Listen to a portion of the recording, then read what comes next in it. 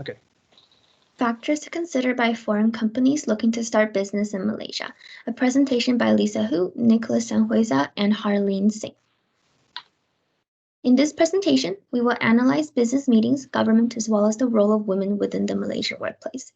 We will be looking at all three topics in order to present the audience with a better understanding of the Malaysian workplace. The purpose is to educate the instructor and our classmates to understand the different roles that come into factor within Malaysia. Well, my name is Nicolas Anguesa. I will be covering women's role in the workplace in Malaysia, and other subtopics as corporate social responsibility, long and short-term employment, training and recruitment of women for management positions. Our second member is Harleen Singh. She has a problem, so I will be covering her main part and also her subtopics are business attire for business meeting in Malaysia, how COVID-19 affect business meetings, and how to conduct a full business meeting in Malaysia. My name is Lisa Hu, and I'll be covering the topic, the Malaysian government and the Malaysian workplace, with the subtopics, the corporate social responsibility, and the Islamic economy and multi-ethnicity. Norms and sections. Today in Malaysia, business meetings that are conducted are generally extremely formal, with an emphasis placed in politeness, formality, and honorifics. There are many things that need to be taken into consideration when entering a business meeting in different countries: culture diversity, beliefs, etc. There are three major ethnic backgrounds in Malaysia: Malay, Chinese, and Indian. It's important to understand that Malaysia is a multicultural country. Business attire. In a Malaysian office, the dress code is straightforward. Men can wear a standard long-sleeve dress shirt with a tie. They can also wear a short sleeve, which will be wise to cope with the tropical heat. Women's attire should not be too revealing, as it will be considered very inappropriate for the Islamic culture in the country. Garments that are fully covering a women's body or a headscarf is very common and normal for masculine women in the business world in Malaysia. COVID-19 effect. Prior to COVID-19, there was less dependency on technology, as most of the hierarchy workers prefer to work things out and discuss things out in person. Due to COVID-19, majority of the business have adapted to the online model. Meetings are conducted via Zoom, Microsoft Teams, and Google Meet. A heavier emphasis is placed on client engagement to retain or gain new clients. Conducting a meeting. Meetings cannot be scheduled on Fridays, since Friday is reserved for Muslims to pray. In meeting with women, a man should never extend their hand for a handshake unless she extends her hand first. Meeting will start with an introduction, generally starting with the women being introduced to the men and the higher ranked executives. Sitting arrangement is very critical while entering a meeting. It shows everyone's positions within the company. Looking at the Malaysian government and the Malaysian workplace, better insight can be found by looking at government and linked companies and the corporate social responsibility, how the Malaysian workplace is being shaped by the Islamic economy and the increasing multi-ethnicity within the Malaysian workplace. Looking at corporate social responsibility, a business's social responsibility starts when the business determines what their act is within their economic and social obligations. For government-linked companies, their goal is to support and to enforce these responsibilities. Companies themselves have to figure out their own specific initiatives while following the guidelines set up by the government. The business corporate responsibility do not have a dedicated department within the Malaysian government for compiling and setting up their agenda, so this makes it difficult sometimes for the implementations to be regulated. Within the Malaysian government, the Public Relations Department is responsible for reporting and checking the credibility of a business's responsibility performances. As a whole, the Malaysian government uses corporate social responsibility as a way to push their businesses and corporations to be more understanding of their employees. And in doing so, they are also improving performance within the businesses as well.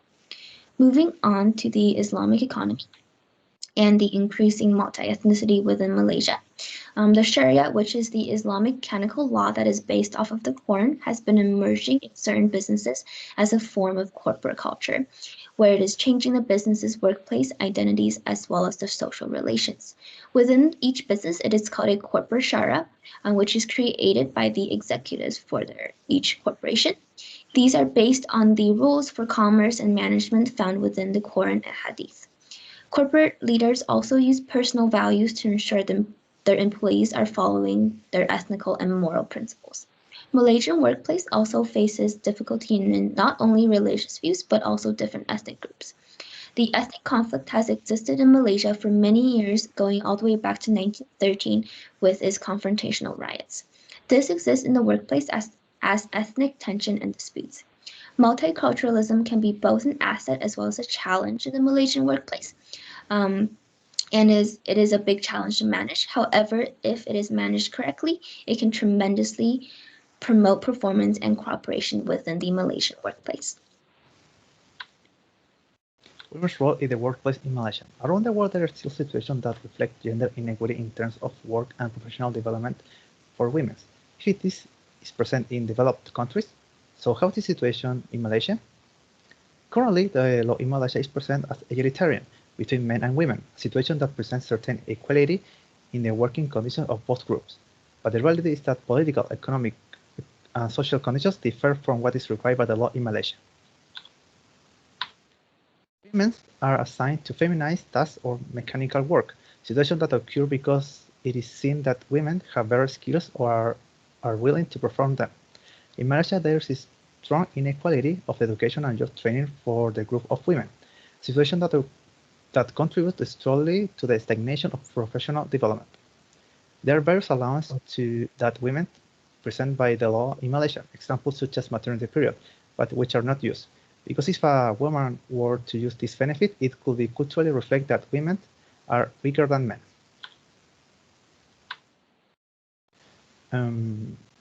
Culturally, in Malaysia, there are following trends as short-term jobs and young women.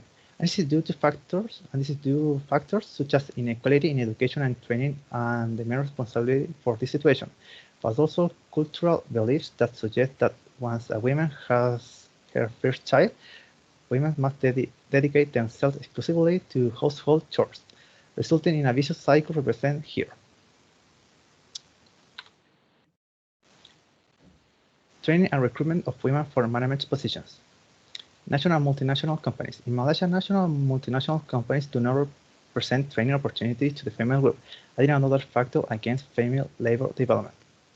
Management positions. There are exceptions where there are women working in an important administrative group, but this outstanding group of women management to be there for their own work and professional development, overcoming all the labor barriers present for our women in Malaysia. In conclusion, the government has a leading role in labor policies. There are similarities with different cultures in other countries. There are expectations and standards present at the time of development of meetings and the clothing to be used. Factors such as the Malaysian government, workplace, and government culture directly influences the workplace. Social standards encourage the creation of stigmas towards development and growth that women in Malaysia should follow. Thank you so much for your interest and attention. If anyone have any question, feel free to leave your question here in the discussion post. Thank you so much. Thank you.